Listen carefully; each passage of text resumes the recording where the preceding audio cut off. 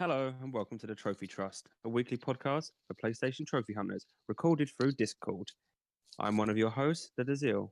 Joining me this evening, we have the Vectronic, Hello. we have Punish, Hey guys. and making his Trophy Trust debut is Terra. Hi. Hey everyone, I hope it's been a good week for you all in gaming. Let's just get straight into it. Let's just get to the meat and talk about what we've been playing. So, Punish, would you like to lead on with what you've been playing since last week? Oh yes, I've actually been playing a lot of games. My work schedule is still hectic, but I'm still playing Ratchet and Clank on the PS Vita, and then I fired up Gat Out of Hell, the Saints Row 4 add-on, which has been a lot of fun. I've never played a Saints Row game, so I was and I'm actually really enjoying it. And then today, it's interesting that you've not played it, but you playing the DLC that got quite negative reviews for not being too great. Maybe you should definitely go back and give Saints Row 4 a go if you're enjoying Gat Out of Hell. I definitely I picked up Gat Out of Hell on the PS Store because it was on sale for like $3. Then I was going through my library the other night, and I was just like, oh, you know what? I'll go ahead and download it. I'll give it a try or whatever. And I started playing, and I was like, wow, this is actually a lot of fun. So I'm definitely going to pick up the previous games also. Yeah, I really enjoyed Saints Row the Third and Saints Row 4. Saints Row the Third was offered on PlayStation Plus years ago back on PS3, and prior to that, I hadn't played any Saints Row games, and I was just blown away with how enjoyable it was. It's just absolutely crazy game, really satisfying gameplay, and not really difficult. You can just kind of jump in and just have fun. And it got me excited for a sequel, and I played Saints Row 4, and it sort of felt a little too samey. They reused the map from the Saints Row the Third. They kind of because the story is Saints Row 4 originally started out as DLC for free, but they cancelled the DLC and expanded it into its own game. And it is kind of, you can feel that when you're playing Saints Row 4 because it's the same map, just kind of like touched up, a different kind of skin on it with a expanded story. It's not a bad game, but if you haven't played Saints Row the Third and you're just going to play 4, I think it'll be fine for you. Okay. For sure. It's a fun game. It gets a little grindy, a little repetitive, in my opinion, but it's still a good game. And if you're enjoying Get Out of Hell, I'm sure you'll enjoy Saints Row 4. It's got a great soundtrack to it. And I actually picked it up today because I went Black Friday shopping today. And I picked up a ton of video games. I ended up picking up like 12 games today. Oh, nice. Oh, yeah. Would you care to list these 12 purchases? Yeah, I got Kingdom Hearts 1 and 2, well, the combination one for PS4. I picked up Fallout Game of the Year Edition. I picked up Saints Row 4. I picked up Bloodborne. I thought I originally owned Bloodborne. I was just going to download it, but I went through my library and saw that I didn't purchase it, so I picked up Bloodborne today too. I picked up Black Ops 3. I'm trying to think because I don't have them in front of me right now. I picked up Doom. Oh, yeah, nice. I picked that. Yep, I picked that up. Several other ones I can't remember off the top of my head, but yeah, I was literally walking out of GameStop with 2 full bags of video games, and I only ended up spending like $75. Wow, that's not bad. That's not bad at all. Yeah. Nice Impressive shopping. Okay. Have you been playing anything else this week? Nope, that's all. That's it. I mean, after I got back done from my shopping, I fired up Kingdom Hearts 1, but I got past the intro, and that's how far I've gotten. But I'm looking forward to playing more of it. It's just I want to finish platining Gat Out of Hell before I start another game. Okay. All right then. Okay, moving on to the next person. Terra, would you like to tell us what you've been playing recently? Yeah, so a bunch, naturally. A bunch. Okay, thank you. Moving on. I'm just joking. God, continue. I'm sorry. Well, obviously, Marvel Heroes Omega. Okay. So you guys have been talking about Jack and Daxter last time, so I started playing that as well. It's pretty bad on Vita. I was just about to say how you're finding that, but you answered my question preemptively. Yeah. It's not great. I played That's You, Slide. Oh yeah, that sort of multiplayer quiz game that uses Yeah. smartphones. Yeah. Of How are you course, finding that, by the way? I'm interested in maybe giving that a go soon. It's well, when you're playing alone, it's not very great. Okay, I can imagine.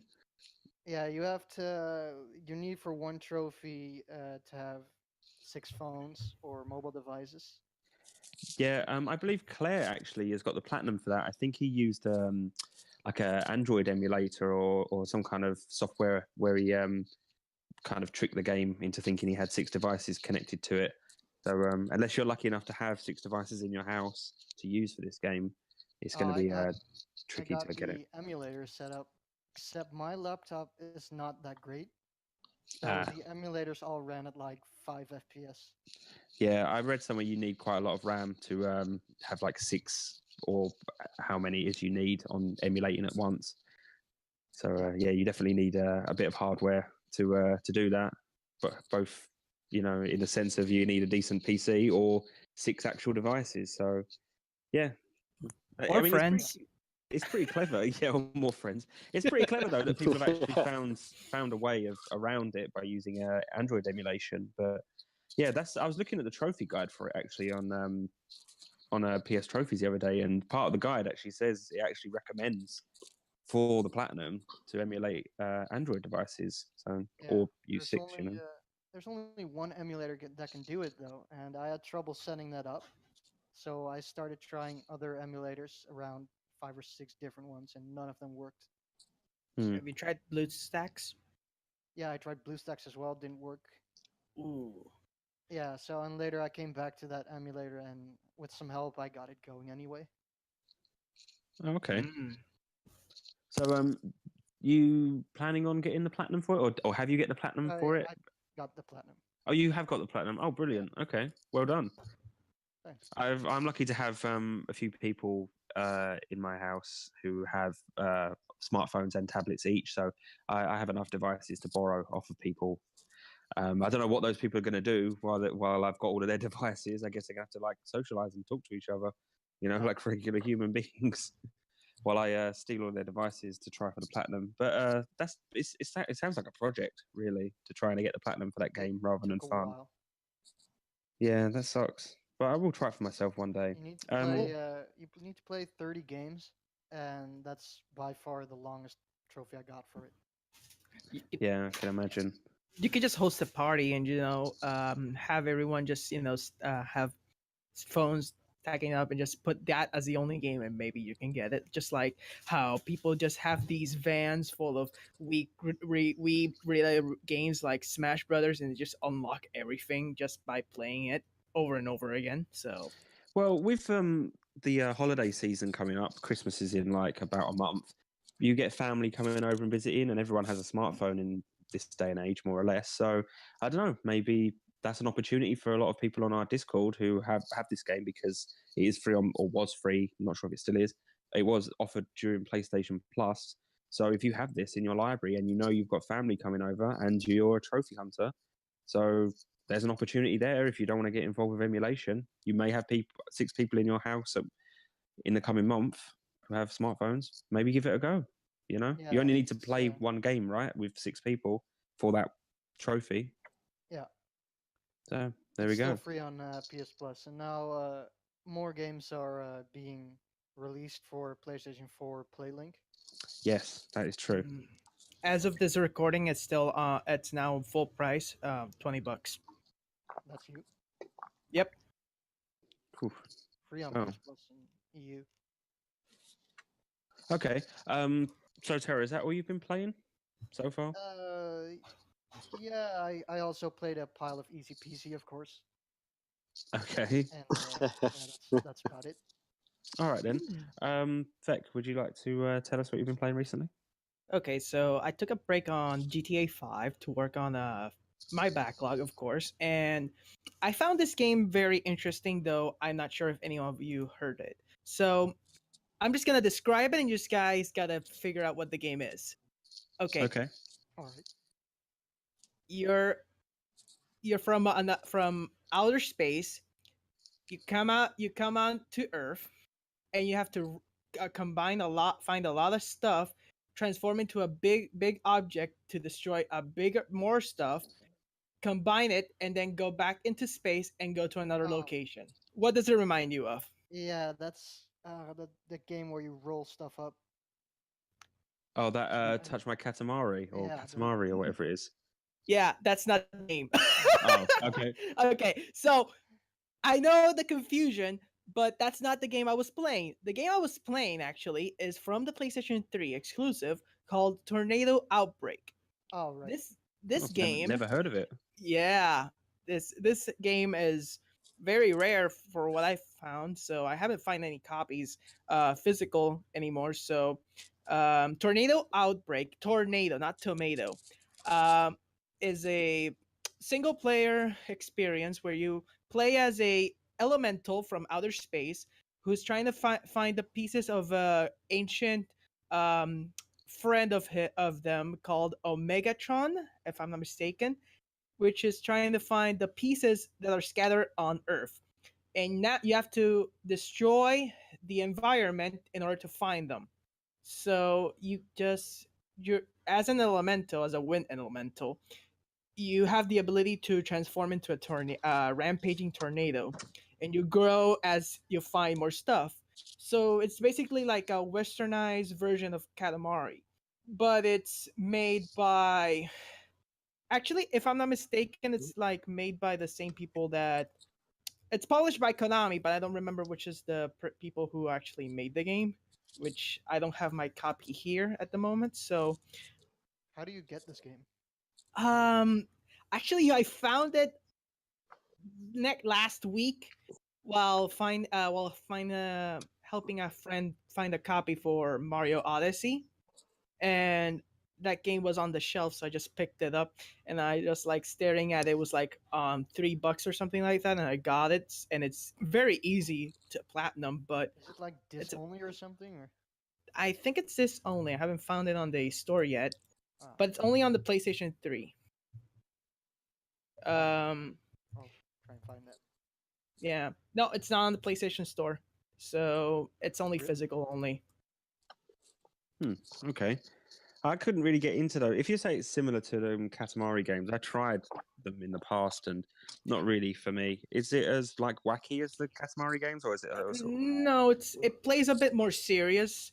You play as this. The elemental itself is called Zephyr, who's trying to, with an army, trying to find the pieces to the orbs for Omegatron. So, trying to find the pieces, you assemble a tornado, and it's a more as I said, it was a more simplified, westernized version of Katamari, and by that you don't have to hold both sticks up. Instead, you just hold one stick and just move around, which is a bit boring because it's too simple. Though for if you're playing it, gifting it to a child or something, they might enjoy it. Though it's very fun, distracting, but at the same time a bit frustrating. I had this problem where I had a bug happen to me while spawning into the fourth world of the fourth level of the world, which is like a military base where you try to wreck stuff up just to find the orb. And I got stuck between a wall, which is like a barrier because the elemental can't get hit by UV light because otherwise it just dies. So if you hit the wall, you get bounced back into the spawn, but I got stuck between those. That was hilarious, but at the same time I had to restart the game because it didn't allow me to start the whole level again or even go back to the main menu. So I had to retry the whole game. But after that, that's the only bug I ever encountered.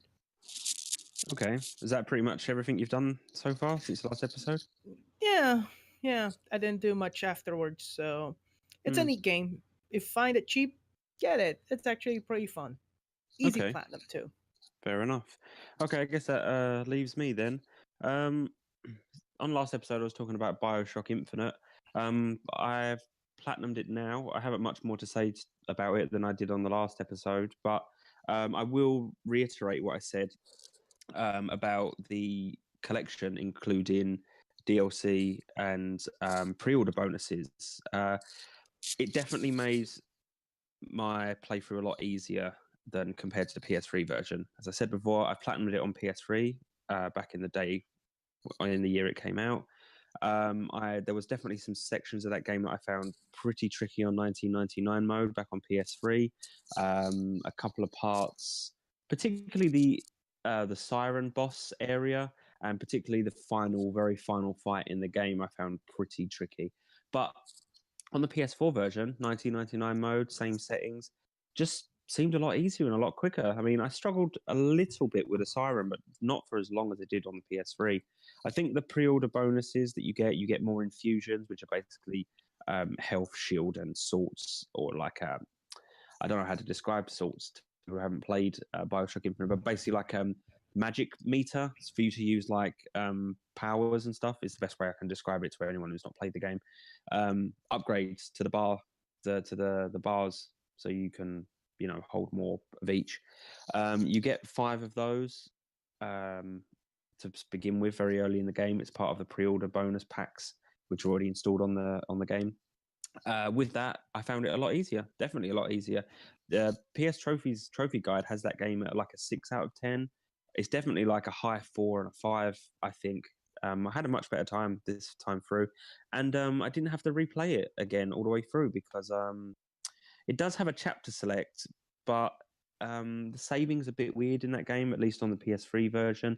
When it used to create like 1,000 different save files, it wasn't like one save file. You'd go into the save file folder on PS3, and there'd be like one for every single checkpoint you've reached in the game. And I don't know why they made it like that, but it's not like that case on PS4. On PS4 Pro with the boost mode on, it runs close to, if not 60 frames. It definitely felt smoother, faster, easier to play. Not that that's particularly related to the frame rate, but it just seemed like it flowed better.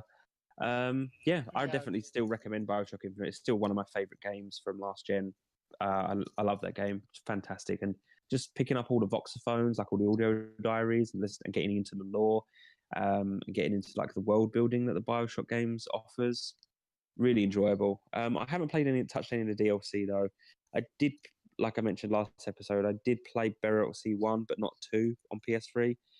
I might go back to it. I still have Minerva's Den to do for Bioshock 2 and all DLC for Infinite. So maybe one day, if I'm feeling like I need to go back, I will play it again. Yeah, you should definitely try Minerva's Den and the second episode of Burial at Sea. Both DLCs are amazing, and I highly recommend playing through them.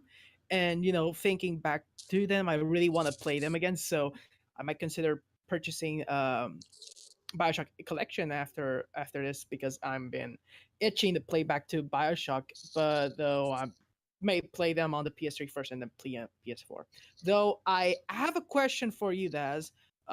Going back again and playing it through once more and having a fresher mind on things, what did you think about the presentation? And not only that, did you feel like a sense of nostalgia or like a how should I say this, visual recognition throughout the whole game? Like if that you don't even need a guide to see like where the voxophones are. Did you remember by instinct, or Well, tell me that?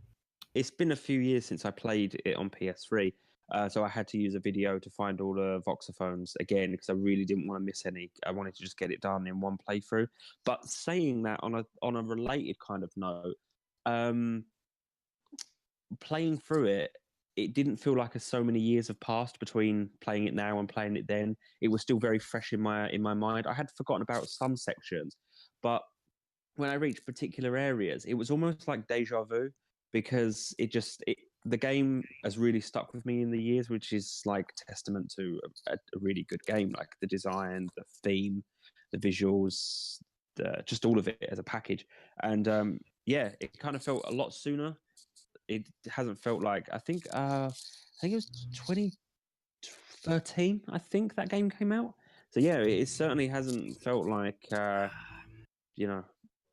such a long time since I played it. So I really enjoyed it, and I think you should definitely pick up the collection Beck, for sure. I think you'll really enjoy it. Uh, And I know you said you struggled with Infinite on 1999 mode, but I think Yeah. you'll have an you'll have an easier time because the pre-order bonuses definitely give you an edge, especially some of the costumes or gear you can wear gives you a real distinctive advantage over particular enemies. Like from the off, you get 50% off of damage off of what they called handymen, which makes the Yeah. handyman fights a lot easier, and also 25% additional damage when you look down the scopes, which made it a lot easier for me. If you just stick to like the carbine and just upgrade the carbine, that outside of like the hand cannon magnum is probably like the strongest gun in the game once you upgrade it. Like one hit kill headshots if you have the gear equipped. Anyway, okay. My other Oh game yeah. I'm playing.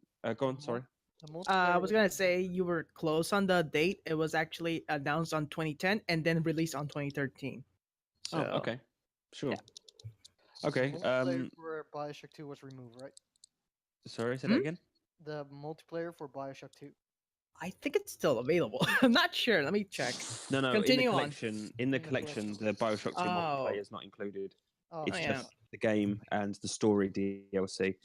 Right. I don't think I would have. Because I have the platinum for Bioshock 2 on PS3. I had to play through all the multiplayer, and I really enjoyed the multiplayer back in the day. But it wasn't like spectacular that I think it needed to come back. I just having all the DLC for all of the free games included was more than enough content to warrant the price tag for it. Although saying that I'd buy it later when it was discounted in price, but that's just 'cause I had loads of games anyway. I was in no rush to get it. But as I was saying, Beck, you should definitely pick it up when you get the chance. I think you'll enjoy it. Now it's been remastered. And the other game I've been playing, I've only really just started, so I can't really comment on it too much in terms of this playthrough. But I bought South Park: The Fractured Butthole, and it comes with Stick of Truth, so I'm playing Stick of Truth again before I move on to the sequel. Does it Stick come of with Truth, Stick of Truth on PS4, PS3? PS4. Oh, really? Yeah. Yeah. If you pre-ordered that game, The Fractured Butthole, if you pre-ordered it, you got that as a code. But it seems to be just standard now as well. When you buy the disc, it comes with a little slip in the case for a code off of PSN for you to download it. Doesn't have separate trophies or anything, right? To what? The PS4 version of the first game. The PS4 version of the first game has its own separate trophy list. Oh, I need that. Oh. Yeah, so I'm playing it again. Platinumed it on PS3. This time I have a better guide than I did last time because I messed up last time and I missed like a few items. Since me playing the original game on PS3, someone has made a really decent missables collectible guide. So I'm using that now. And then afterwards, you can just go back after you finish the story and just roam through South Park and all the other areas and pick it up all the bits and bobs afterwards, which is what I plan to do. I forgot how good that game is. It is really good. Like the battle system is fantastic. I'm a big fan of South Park, not the recent modern episodes, but I grew up in the 90s, so South Park, all the old episodes, I really do cherish, and all the little references and Easter eggs to South Park in general in that game really make me smile. It just really, really obscure visual nods to particular episodes that maybe not a lot of people will remember, but if you're a hardcore South Park fan, this game really is designed for you to play.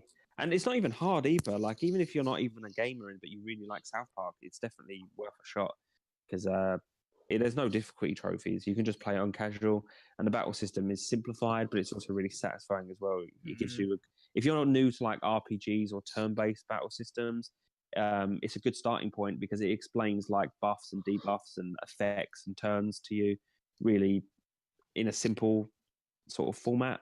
So if you hadn't played it and you're interested in it, I'd say go for the Fractured Butthole and get the Stick of Truth with it and try it first. Because I mean, if you don't like it, I suppose you could always trade it back. But it's definitely a good package. 2 games for the price of 1 for sure. I will get to the Fractured Butthole eventually. I will play a few different games in between because I don't want to burn out. I don't want to get like franchise fatigue on a sequel. I just wonder, will the sequel have both games again? I just wonder if they're gonna keep doing this. I wonder if they're gonna just re-release both games at the same time with it like a trilogy. We can only hope. Well, if they do make a third one, I imagine that one day there might be a trilogy collection, possibly. I don't know. Who's to That would say? be awesome. That would be awesome too. Yeah, and it's great on PS4, by the way, because on PS3 I remember it being quite clunky, being a bit like jittery during like transitions between certain scenes and long loading times in certain areas. But on PS4 it runs really smooth, and loading times are incredibly short. You're just in the game from the menu, or like after a few seconds, and going between different parts of the world when you quick travel. It's a lot quicker than I remember it on PS3. So it's a nice upgrade, and it looks great as well. So for a game to look just like the series is a marvel to look at. But yeah, anyway, that's all we've been playing for this week. So we're going to move on to the news section, and our resident news anchor Vec, you can take over and tell us the news this week. Okay, so anyone here played Bloodborne? I know that SSG Punish actually just got Bloodborne, but any of you guys played the Bloodborne? No, I'm not really into the sort of Soulsborne games. Unfortunately, I think I'd get too frustrated with the constant trial and error dying, so I shy away from even trying them. What about you, Terra? I have not played any Souls games yet, but I want to. Okay, This is so off to a good start then. This topic.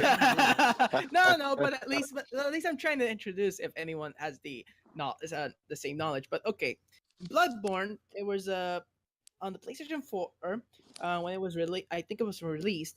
The 2014 PlayStation experience. They showed the first footage of Bloodborne with the randomly generated chalice dungeons. I'm not sure if you guys know about that.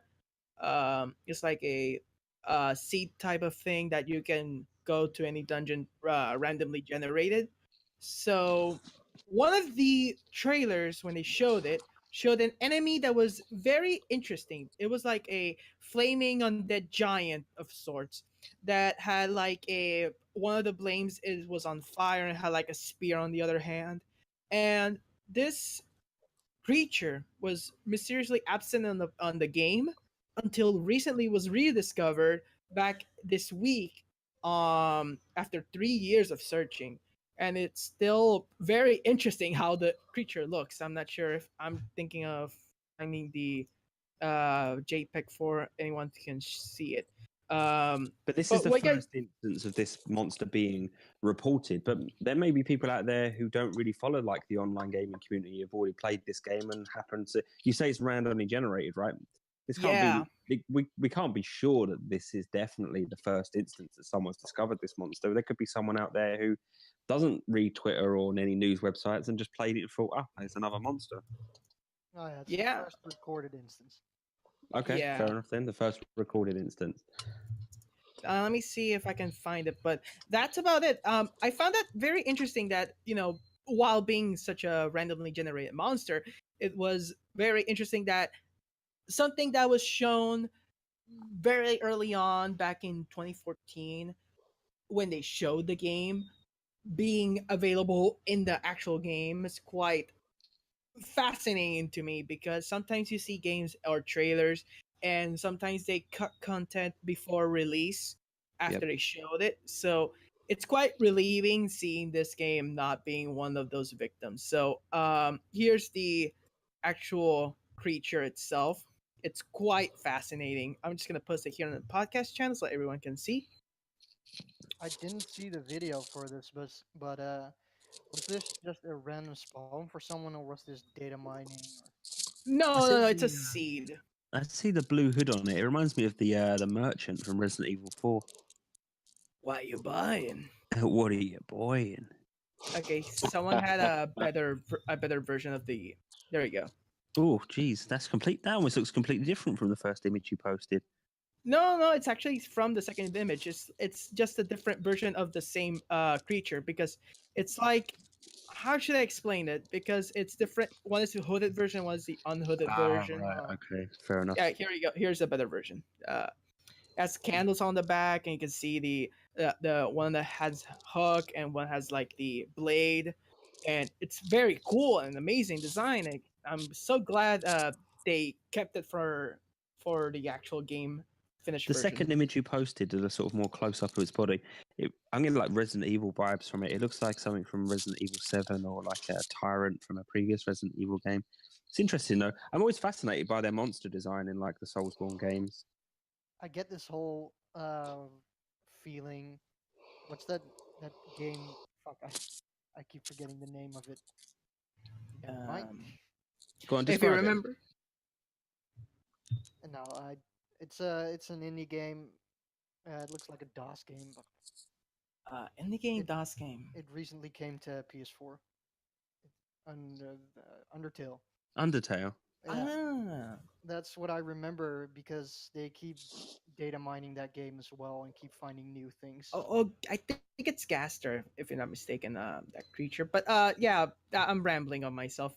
But yeah, that's actually pretty cool. The other news we got this week. So, any of you guys played Alien Isolation or heard of its greatness? Yeah, fuck that Well, game. Yeah, fuck that game as well from me because I'm a really big Alien fan, and after like the absolute piss poor product that Colonial Marines was, I was actually looking forward to like an Alien game. I played it, I really enjoyed it a couple of hours in, but then that game really just pissed me off because I found it too repetitive and I just kept dying, even on the easiest modes. Yeah, I really didn't have fun with that game. I thought the pacing was really slow and it was too long. The game's not bad, like in terms of like presentation, excellent, sound design, excellent. It's like a really good game, but it just didn't click with me. So it's another one on the. It's not. I'm not grouping it in with Colonial Marines. Do not get me wrong on that. It is a good game, but I feel that it was just too long.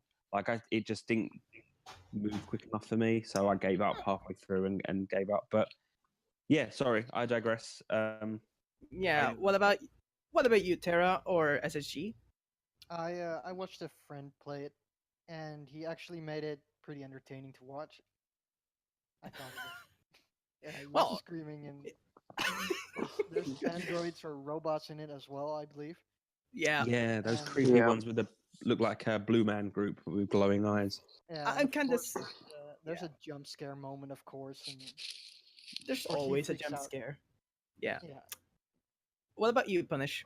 Yeah, I played through it. I did complete the game, but I will just touch on what Daz said. But it felt really, really repetitive. And then also, probably like 40% through my playthrough, and I hadn't realized this because I usually don't read like the little hints they show on the screen or anything like that. But I didn't realize that the mic was turned on my controller and that the alien could actually hear you talking. So every time, Yeah. Yeah. so every Really? time I screamed "fuck" and "shit" and "fuck this game" and things like that, it heard me and killed me again. Yeah, I forgot about that feature. Yeah, I That's think I cool. turned that off for sure. Yeah, think- and then I finally went to options and turned it off. I think my biggest sort of criticism of that game is, and I know I understand what they were doing, but the manual saves. I understand the manual saves is to create tension, but my problem is I wanted a few scattered auto saves in that game. Would have probably made it a better experience for me because I kept dying at this one point before a cutscene. Sorry, after a cutscene, and I just keep having to watch the cutscene over and over again. I thought, well, why can't it just be an auto save after the cutscenes? Like that would have made it just a little bit more tolerable for me. And then after that, I played the what was the Crew Expendable DLC for it, which was set on the Nostromo, where you play as Ripley and her crew in the first Crew Alien? expendable. Crew Expendable, right? And that had autosaves, so that was like the final nail in the coffin for me. Like I gave up on the main game, and I thought, you know what, before I get rid of this game, let me just try Crew Expendable. Tried it, and it has autosaves, and I found it a much better experience because when I kept getting killed, it didn't send me all the way back because I think you have to play Crew Expendable through in one kind of sit-in, so to speak. There's no manual saving for it; it's just autosaves, which I can understand for a smaller DLC, but. I don't know. I'm not asking for them to change the game in terms of tension and that by adding, not that they will now, but I just mean speaking hypothetically. But I don't know. I just think if it had a few auto saves here and there, a little more sort of lenient with it. The alien just kept killing me over and over again. When you keep playing and hiding under the same table for like 2 hours because the alien just won't stop pacing around and give me an opportunity to get out of the room. I just got frustrated and gave up. But yeah, we got to move on because otherwise Yeah, I'm I gonna was keep I going was on gonna about it. say, stop Sorry. rambling for a minute so you can actually get to the actual news. So, Creative Assembly, the guys who actually made the Alien Isolation game, are actually developing a new IP, which, I quote, the biggest multi-format project in studio history. This means is that they're actually trying to undertake a new project so they're hiring new people for right now. So they didn't reveal much about it. So mostly they're trying to find like senior game designers, lead systems designers, and some technical artists for the game. But who knows? Actually, the description right now says weapons, movement, abilities, gadgets, health, and other underlying gameplay systems. Which doesn't give us much detail, but this would be interesting if Creative Assembly, the same guys who not only did Alien Isolation but Halo Wars 2, um, might actually give us a new IP, which I'm actually very interested, seeing as how Alien Isolation actually made me piss my pants. Well, I think it's hard to narrow down what they're making when you see like developers hiring or when you see developers leave and their like CV goes online and you can see what they've been up to. We can sometimes piece together evidence of games they've been working on, but when it's like the job descriptions that you've just described, that's kind of like a generic term across a lot of games. Like for just off the top of my head, like level design, weapons design, using vehicle systems, that kind of stuff. It's kind of hard to guess what kind of game or genre or what they're doing just from that. So we can only just speculate really based. But also you can't really base if they're making a new IP. We definitely can't base any assumptions off of their previous games either, can we? Yeah, but though actually giving away what our previous game is, it gives us like a more open-ended minded. So people know what studio made what game, and sometimes people don't know which games were made by what studios.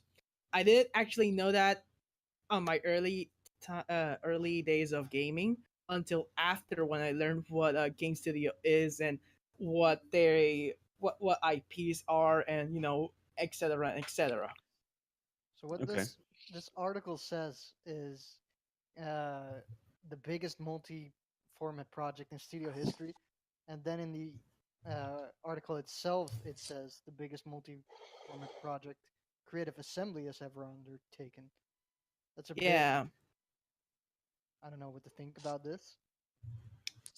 it's under studio itself because Alien Isolation was published by Sega and Halo was published by Microsoft.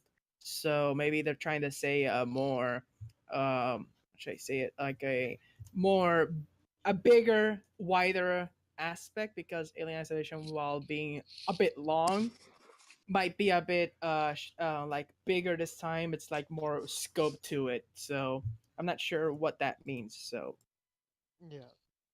Okay. What else have anyway, we got in the news?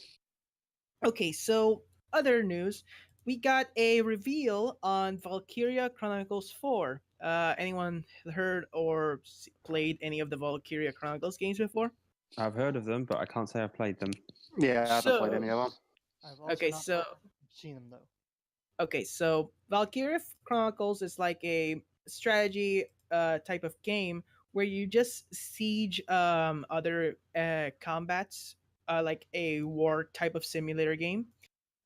This time we got news that the game is actually being development is almost complete at this point. So seeing that, we might see it like more recent now that we can see like trailers right now. We got one right now, so it looks interesting. I love the designs, the artwork, and how unique it is compared to the previous games. I personally only played the first game, which is I don't think it had trophies at the time because it was an early PS3 game, but seeing it as it's going to progress more, I think of going back and seeing if I can own the other games as well. Though it is very interesting how this game is gonna not only gonna be released on the PlayStation 4, but also on on other systems.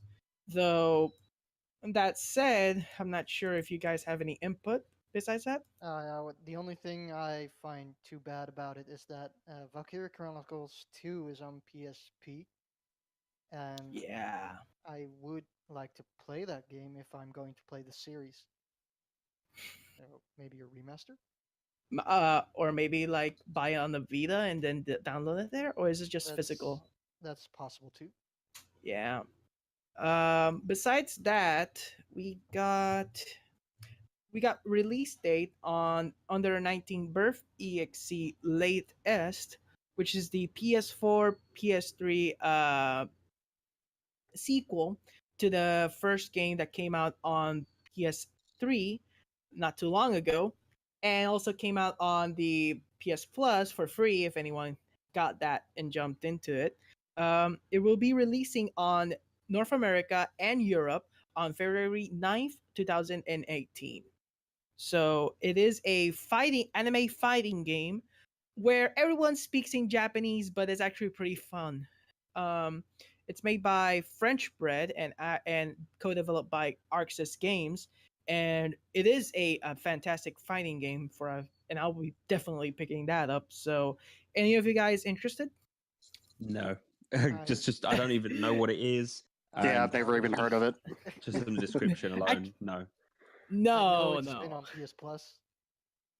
I actually recommend you guys play these games because sometimes playing obscure, randomly hitting gems like these make you broaden your aspect on the gaming market. I found it very interesting to see this. I'm no good title. at fighting games, nor am I interested in fighting games, and I'm not interested in anime. So the two kind of keywords there. Sorry. I mean, I try loads of indie games, and I do have a broad taste in games. Being a trophy hunter as well affords you a lot of variety in your gaming, but unfortunately, fighting games and games that are like heavily influenced by Japanese culture are just really not for me. I have nothing against them; they're just not to my taste, unfortunately. So it's a pass from me. What I'm about you two? assuming, I'm assuming the game starts fairly slowly because I tried it out and I did not play any fighting or anything. And what and Under 19 Birth? The one that was on PS Plus, I don't remember the name. There's two games on PS Plus. I got fighting games. Three. I think There it's was both. there's Persona 4 Arena Ultimax that got on PS4, PS3. We got Under 19 Birth EXE Late, and then there was Darkstalkers Resurrection that got on PS Plus this year. I'm not sure where another game before that, but Injustice was on there also. oh yeah, I kind of forgot about that one. Yeah, Oh, and Skullgirls. Skullgirls. I know Darkstalkers and Skullgirls. I own those. Yeah, I don't know EXE. I'll try it out. Under 19 Birth is actually pretty good. I recommend it to all of you. Although, if you have experience on fighting games, you'll find this game like a 2 out of 10 because you can get all the trophies on the training room. So, Oh, really? Does that yeah. make it easy peasy? Easy peasy. I got it. I got it like in between 3 days. So, and I had previous fighting game skills, so I'm not sure about you guys. So, My skills at fighting games are dreadful. Like I just don't have the knack for it. You know, I'm not really interested in them, so I can't really commit to getting good at them, so to speak. I mean, I've honestly tried. I've tried playing Street Fighter. I've tried playing Injustice, Mortal Kombat. I'm speaking about like the newer entries into these series, not like old ones, and I just can't really get my head around them, unfortunately. okay. Just to be clear, these anime type fighting games made by Arxis, these games are not like those slower fighting games. There's a more fast paced, easier on the buttons and the hands, and these have different controller schemes than the other ones. So, Blast I yeah, like Blaze Blue and Blaze Persona 4 Arena. So Okay, yeah, now I understand that. yeah, sometimes there's two different schemes on the controllers. Street Fighter, Injustice, and Mortal Kombat are more slow paced, require more constant input, while in the other ones are the more fast paced, require you to more dodge, and it's more fun and hectic. And actually, the games last like less than a minute, so you might actually enjoy that more. So I really like fighting games, but they're so rage inducing to me. I can't control myself sometimes. mm. And there's no way for me personally, if I was playing a fighting game, I'd be able to like go for platinum because like the online trophies, people would just wreck me online. I wouldn't. I don't have this. Like I said, Oh, I don't have the skill. oh, don't worry. Under 19 birth doesn't have, at least only has one, which actually is require you to play an online match. That's it. But that's fine. But I'm talking about like the Mortal Kombat's, the Street Fighters, Oh. Injustice, those type of ones are a little more hardcore in regards to like online tournaments and such. Yeah. But what about you, Punish? Any input on this, or? I mean, I enjoy fighting games. Hell, I was born in the '80s and grew up in the '90s, and arcades were the place to go. So I played a lot of the old school, Street Fighter, Marvel vs. Capcom, Killer Instinct, things like that. I mean, I enjoy fighting games, but like just to touch on what my dad said is that I hate the online aspect because as I enjoy playing them, I get my ass kicked.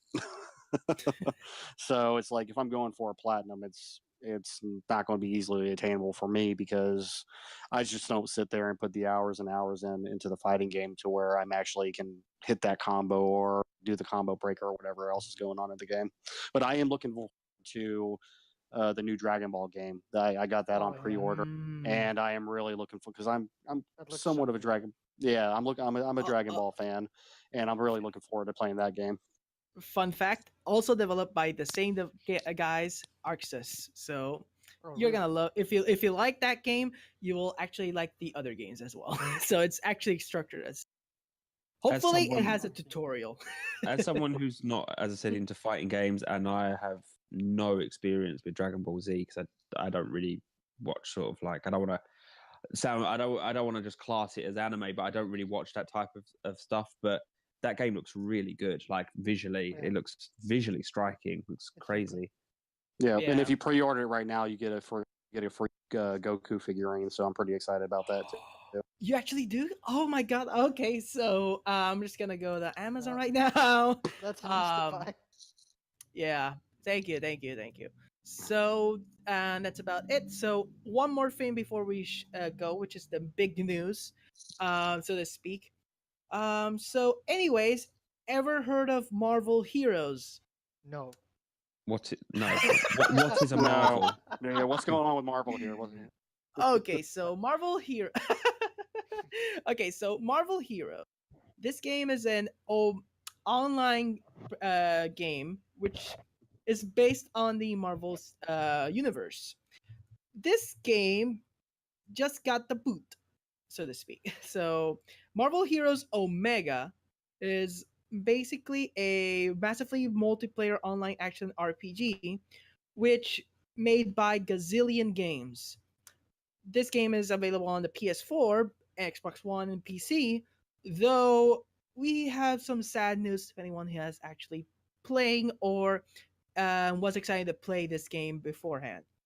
This game is getting shut down due to licensing issues, and really, this news is actually pretty sad. Though what's sad is that it's supposed to end on December, but we just got news recently that's gonna end today on on November 24th, which is Friday, which is recording right now. So I'm dating this right now. Uh, Prior to Basically, this, sorry, just real quick. Prior to this news, I have not heard of this game. So, could you? What type of game is it? Like, is it like DC Universe Yeah. Online? Like It's Diablo No. 3 with Marvel characters. Exactly. yeah. So we have our resident Terra here, who just got the 100% platinum on it. Actually, Nice. one of the last ones before actually the servers shut down. Which, congrats, by the way. in Again, before the lock. yeah. So it's all, I don't know if it's exactly confirmed. Like they have a website, there's a timer on it. Uh, this timer could be related to a skin rotation system that's still not deactivated or something. I'm not entirely sure. I haven't seen any official statements from Disney or Gazillion or whatever. Uh, anyway, it could close today. It's most likely it will. Don't start Yeah. it. Yeah. I yeah. We got news that also the people who are a lot of people that are upset because this game it includes like microtransactions and such. Um we people are trying to see if they can get the refunds back, if I'm not mistaken. Yep. During Yeah. the There's a lot of people trying to get their refunds back because they're at the start of when the game first came out, there was character packs, and you could buy, buy the X-Men, you could buy the Spider-Man packs, you could buy different skins, and a lot of people have put like a lot of time and effort into this game, just not 100%ing in and getting the platinum, but actually enjoying playing the game, and they're really upset that they dumped a bunch of money into it, and now their characters are just going to be gone. Yeah, they seem that okay. So on the official site, they have a Omega shutdown news clip right here. They're gonna disable all real in-game purchases, and they're gonna make the game completely free. But I think that's not gonna last so long. So it's been like 4 years since this game came out. So but it feels Yeah, so it's, recent. I really doubt they're going to get a lot of refunds. Maybe if you purchase something in the last few weeks. But I'm sure somewhere in the terms of service, it's going to say that you don't get refunds on closure or whatever. Just like Right. No, I'm pretty sure that with any like digital store, PSA and Xbox Live, like all sales are kind of final. There are no refunds once you fill the Yeah. digital wallet. There's no way they're going to refund back people's money for this. I think as soon as you pay up or sign up to the game, those terms of service is basically in their favor financially speaking. So the, they did Yeah. make all the microtransaction stuff basically free for Yeah. the end. That's But I have a question, Terra.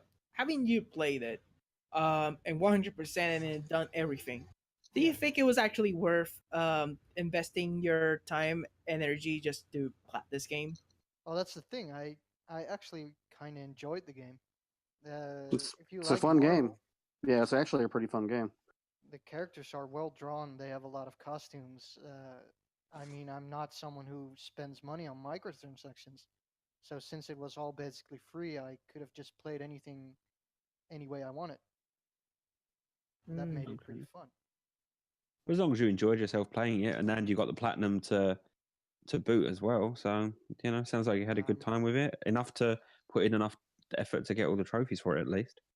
Yeah, but like I said earlier, I had to really spend the entire night grinding, and I had to ruin my sleeping schedule for it.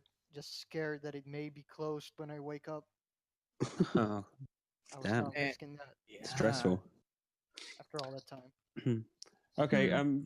Vec, have you got any more news, or is that it for the news section? Should we move Yeah, on? that's about it for the news section for today. Final Fantasy VII. Oh yeah, I forgot about this. Well, okay, Final so Fantasy VII. okay. The game So that is never we coming also out. got yes. Before we actually end off the news section, we Yeah. actually got more news. I actually wanted to avoid this so much, but thanks for reminding me. We All got right. news that Final Fantasy VII is actually getting a release soon on next year. So we're getting a release date for a release date. Yes, basically. Yes. Which is nice because it's been 2 years now. It's going to be nice having a damn release date. Freaking Well, Square Enix. That's typical Square Enix nature, isn't it? Announcing stuff like even before it's even started to be developed. Exactly. So, Yep. Kingdom That's just the way Hearts. they are. Kingdom Hearts. Anyone? Kingdom Hearts 3. What? Only me. Oh no, I want Kingdom Hearts 3 also. Trust me. The two biggest games that I'm looking forward to is Kingdom Hearts 3 and Final Fantasy 7. Yeah. Hmm. I haven't played Final Fantasy 7. I never played a Final Fantasy game before. But seeing as this is like a remake of sorts, are they keeping the episodic aspects of it? They're supposed to be. as far They're as we supposed to know. be. Yeah, they're still going to keep it episodic. This is And I like think, and here's the thing is that I think the reason that they made it episodic is they took too big of a bite, saying that they're going to do the remake fully, saying, okay, we're doing this, and then they started developing it, and it was like, shit, this is a big project. So I think they're making it episodic, that way they can release sections of the game and still have it be profitable. Yeah, I mean, think about it. When the final episode comes out, that's going to be a really good launch title for the PlayStation 5. Damn it, Zeal, damn it. No, Not wrong. seriously, thinking back on the episodic aspect, I was really hoping they didn't go after what happened with Hitman, because Hitman got the episodic treatment as well. And that game is amazing now, but previously that game had like some content issues, but that was quickly fixed after each episode passed on. My gripe is that seeing as this game is getting developed and getting the episodic treatment, how many episodes will it be? Will it be the traditional 5, or will it be like 3? Like this? Here's my opinion. I think the way they're going to do it is I think they're going to do it based off the discs. I think it's going to be 3 episodes total. That's actually a pretty good, decent way to make it, because it will be like a Mass Effect trilogy, only like in one story. I guess we won't truly know until the first episode comes out, and people who are fans of the game who've played the original, until they see where the first episode finishes, then I guess they could roughly gauge how much more they could put into following episodes. So Yeah. but that's a Or- good starting point. Yeah, or you can buy the PS4 re-release of 7 and also get the actual game disc for PS1. Just saying, you can just play that game right now. But I understand if someone would actually be keen on seeing the actual remake, seeing as I'm also excited to play Shadow of the Colossus again. Yeah, looks pretty interesting. Yeah. Right. Okay, so are we done with news now? We've dwelled on it for a long time. Let's Yeah. get back to some trophies, yeah? Yep. Woo! All right, well, let's just move straight into our tricky trophy section then, shall we? Let's get back on course for the main theme of the show. Okay, tricky trophy segment. This is where we look through our trophy collections and some of the most challenging, rage-inducing gameplay, or just plain boredom and grinding we've had to endure for a single trophy.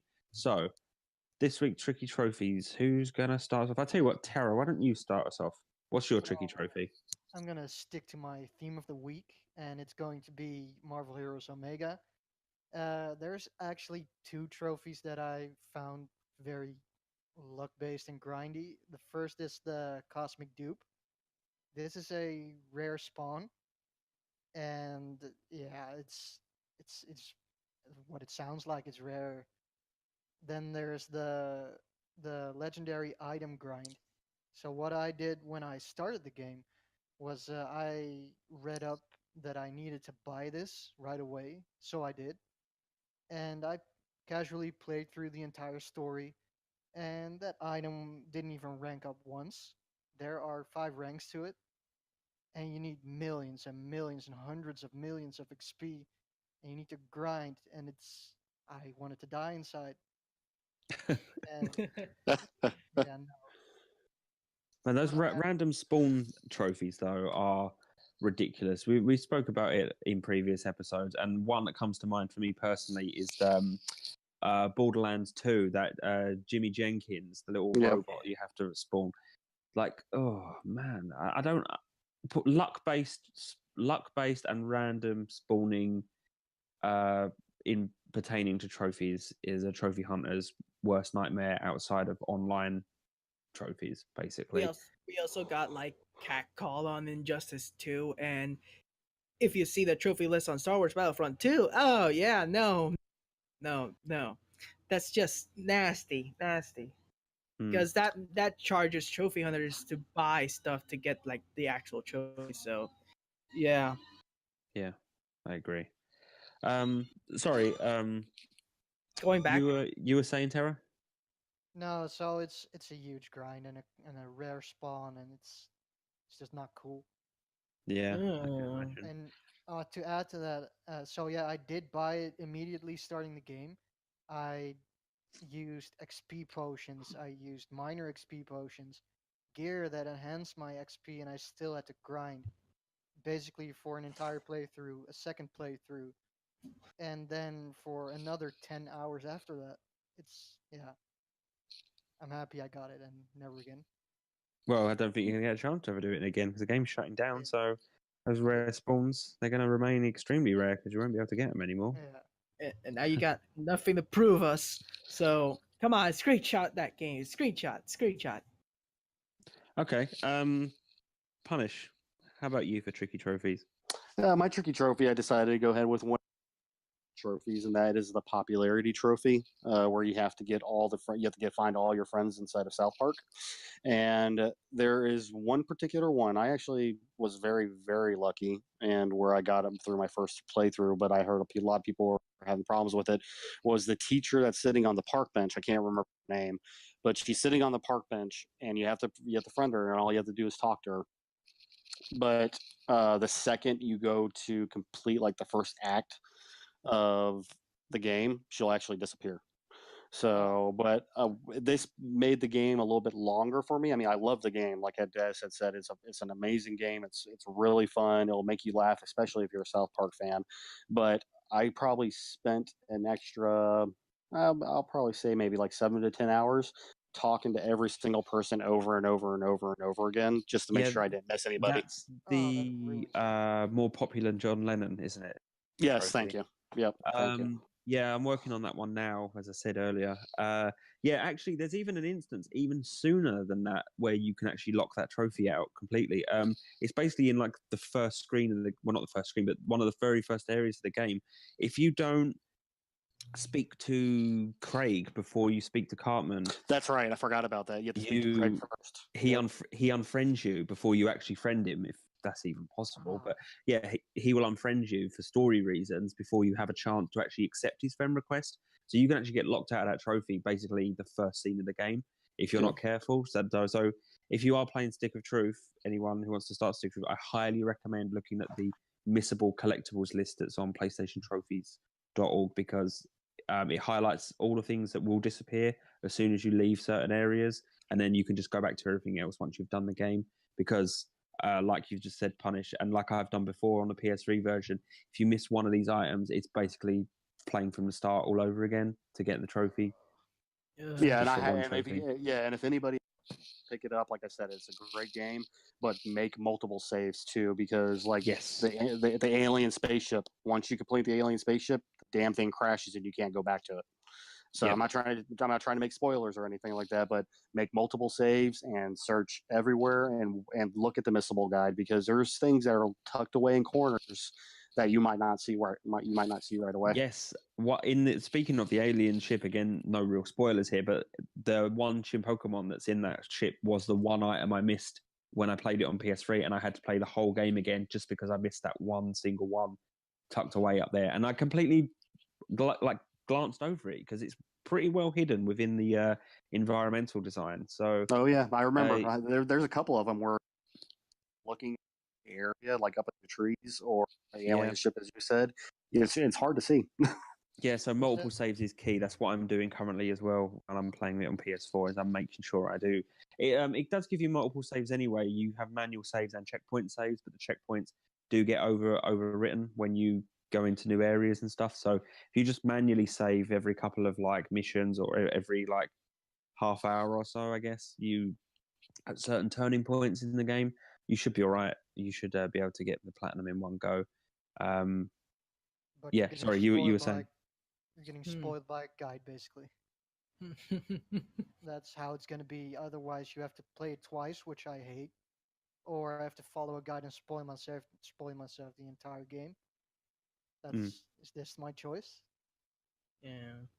Well, see, the cool thing about the missable guide that they have, because I glanced at it a couple of times, especially for when it came to the armor and the weapons, because you have to find all the armor, you have to find all the weapons, and I mean, your little pause menu shows you everything that you need to collect, but the missable guide doesn't spoil anything. It says, okay, you're in this area. This is what's missable. Just keep Yeah, your eye out. yeah, Keep yeah. keep your eye out for this. It's not telling you about the bosses. It's not telling you about The strategy missable or guide anything like that. is very pretty much spoiler free. It Yeah. like Punish said, it tells you the area that you're in, and also underneath each area, it also gives you a little trophy tip as well, because certain things that happen within that area, it's best to like farm trophies in that particular part of the game. So yeah, the collectible guide is relatively spoiler free. To be honest, it's quite vague. So I do recommend using it, even if it is your first playthrough. It won't really spoil any of the jokes for you. It won't really spoil any of the story for you. So, yeah. Yeah, that's the Okay. mark of a good guide. Yep. Yes, it certainly is. Okay. Vec, do you want to go next for trophies? Yeah, sure. Okay, so my tricky trophy comes in the form of a original arcade classic called Crazy Taxi. Ah, Oh god. Yeah, Sega re-released some of the older Dreamcast games on the PlayStation 3 and subsequently on the Xbox. One of the games was actually Crazy Taxi. I normally never play arcade type games, so I was actually interested in playing Crazy Taxi, seeing as the game was actually hectic and fun. So I picked it up. This game is, first of all, has a very hard difficulty curve as normally introduced in arcade, which is it tells you a lot of stuff, and sometimes they don't tell you about all the things and about the fastest routes or anything, so you have to figure it out on your own. Um, though on the PlayStation 3 or on the Dreamcast version, they added a bonus about something called of the Crazy Box, which is a series of mini games and challenges you have to complete in order to get a 100% completion. So on the PlayStation 3, there's trophies, but there's no platinum. So I just played just for fun. This how dare game you? introduced. Sorry for being such a pleb that wants to play That's some good. games. Okay, so one of the trophies is actually called Crazy Driver, which is complete Special 1 through Special Stage S on Crazy Box. Now, this trophy is like very rare on the PlayStation PSN profiles, but one of the challenges is actually quite frustrating unless you watch a guide about it. So, this last challenge is frustrating. This is called the S3 challenge, which does not stand for Solid Snake Simulation. It stands Good for, reference.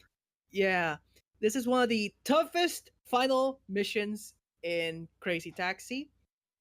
It's not as hard as the game itself, but it requires you to get a one run completely blind without checkpoints. So in Crazy Taxi Normal, when you run around in the town, you get like a like an arrow pointing you the direction where the person wants to go. In the last one, you don't have that arrow anymore. You have to go and procedurally go around the whole island, getting to invisible checkpoints in I think it's 4 minutes time to reach a end goal, which only activates after you reach past through every single invisible checkpoint. So Now, without the arrow, do you have to like trial and error and learn like the route where the best like customers you can pick yes, up, or yes. so do the customers like always No, spawn it's in only roughly? no. It's only one customer. Ah, It's only one customer. So you automatically pick him up, and you have to find where he wants it to be.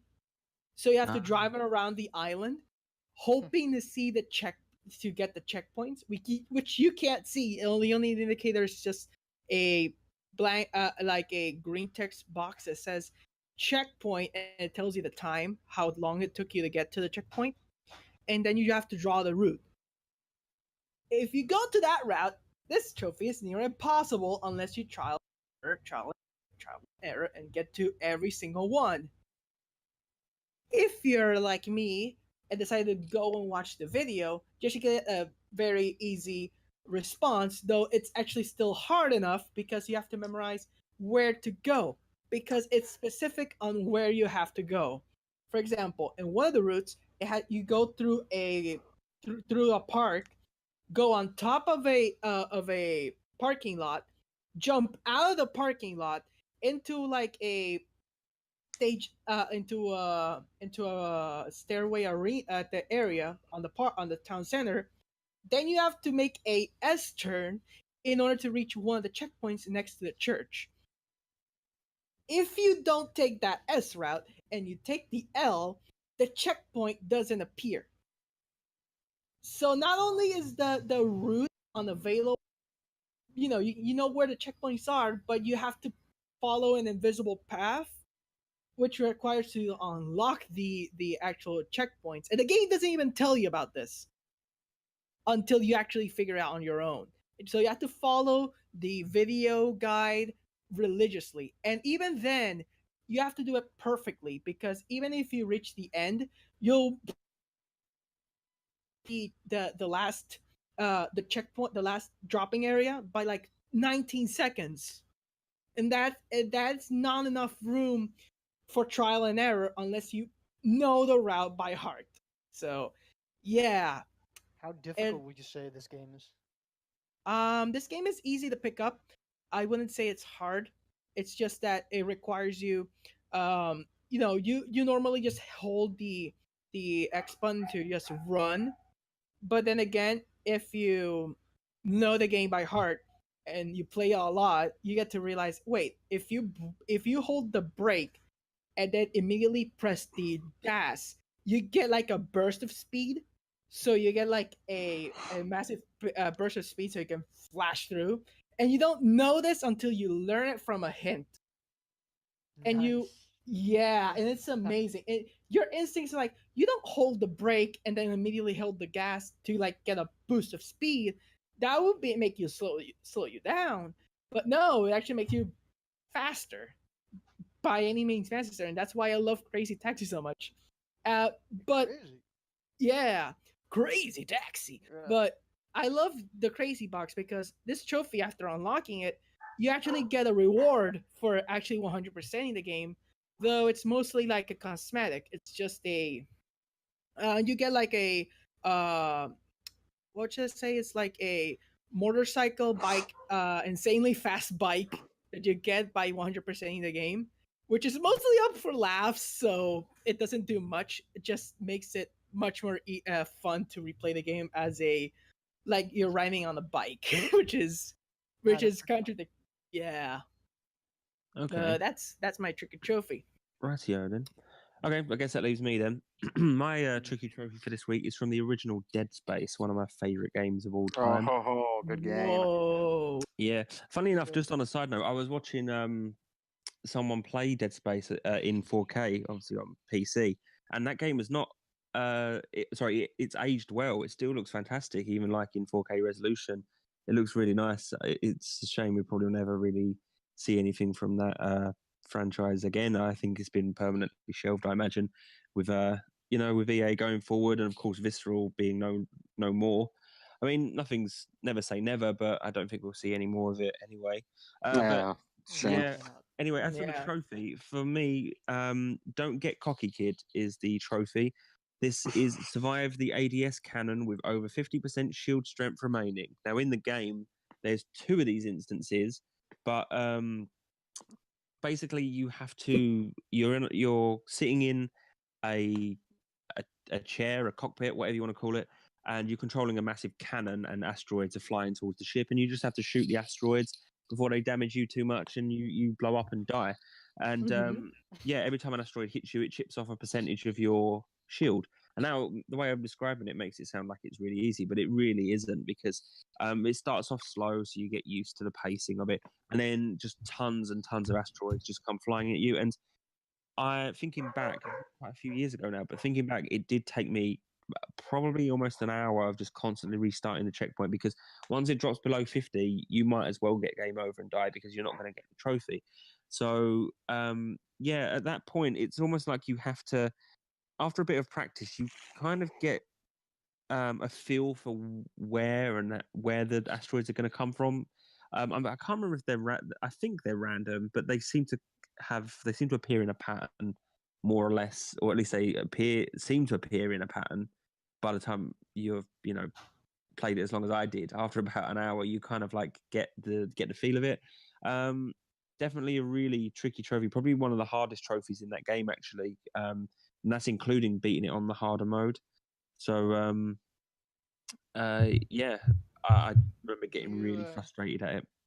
Do you know if the Dead Space 3 co-op still works? Or is that Oof, I'm not closed? sure. No. Yeah, I'm not Let sure me on that. check. Gonna check. Keep on. I'll Because see. I still want to play that in co-op sometime. Mm. Well, anyway, I've said before, if they ever, well, it's kind of difficult now for me to like stand by this. But before I said that if they did like a HD, if you will, collection of the Dead Space games, I'd probably buy it. But I don't know now. My kind of attitude towards EA has changed a lot in recent weeks and months. So I Yeah. don't know if I'd want it. I think it's probably best just leave it in the past where it was and just think back at it fondly. Especially the first game. I mean, the first game's still playable out there if you have PC or if you still have, the last gen consoles. So it's still out there and available to play. I wouldn't mind playing it again with some fresh visuals. But To answer your question, it's still available to play on the co-op side.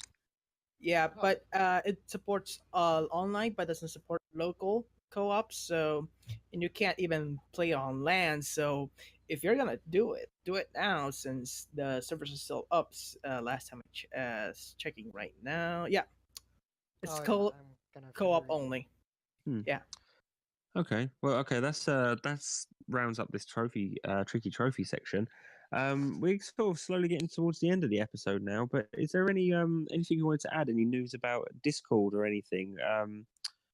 I think there was something about the boosting, Fred. Yeah, so we have a new role in our Discord, and that's the boosting organizer role. These roles are basically given to the people who manage new channels, games that are actively played for those channels. Uh, yeah, you can create roles for them. We also manage the looking for a group channel, which now requires a request. This is to make it a bit more streamlined. It also has a template now. Yeah, it's looking much better. So this is going to help people looking for boosting and looking for people to help with trophies online.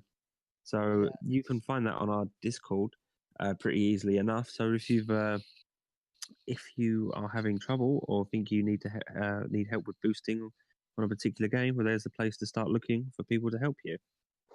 yes, it's much more streamlined now. It looks great. Yeah. I'm actually liking the boosting. I'll try to see if I can boost GTA 5 there. So if anyone wants to play on the PS3, come on, guys, we can downgrade for once. Come on, play. Come on, come on. Yeah. But yeah. Next, I think one more announcement I want to make. Sure. Thanks to overall support. Thank you guys so much for participating in this month's turkey roasting. We actually made a surprise action list of surprise actions that we made for adding a role that would make you roastable. So we kind of made a server, and I have the screenshots right here. And I'd like to thank you all for keeping it civil and keeping it like super friendly. And I did not expect most of you guys to join in, but I'm actually surprised that you did. So thank you. Also, I'd like to add that we also added a small anime section for the server. So if you're interested in participating in conversations on anime as well, so you can jump on in and just ask for a role to any of us mods or community organizers, and we'll pop you in so you can check on this on the chat.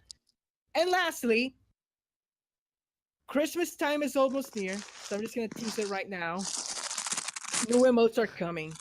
New emotes are coming, and I don't know what to do with the with the Christmas aesthetic, other than the emotes for the rest.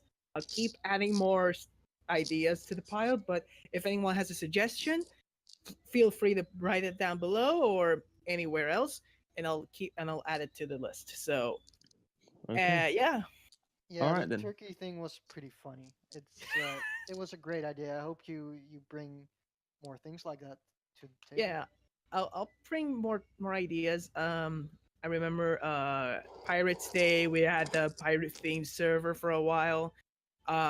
Even still, I remember adding the not only the turkey one.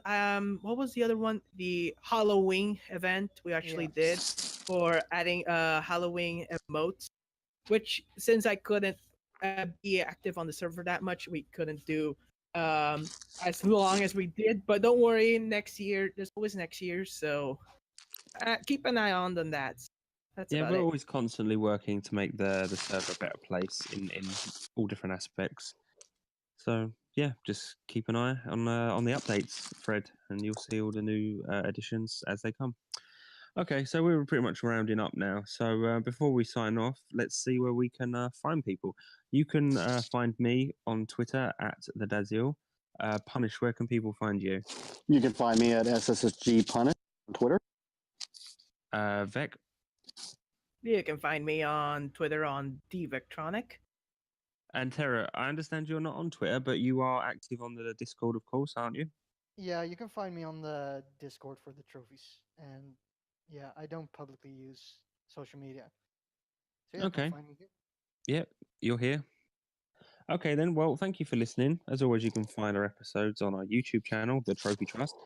Please support us there by subscribing to us for future episodes. You can also find updates on our Twitter at The Trophy Trust. If you enjoy the show, why not consider supporting us on Patreon for as little as $1 a month? We're strictly non-profit podcast. However, we do have to pay server hosting costs, and that's what keeps us on the air. Thank you again for listening. This has been The Trophy Trust. Keep on hunting. Bye-bye. Bye, guys. Bye, guys. Bye.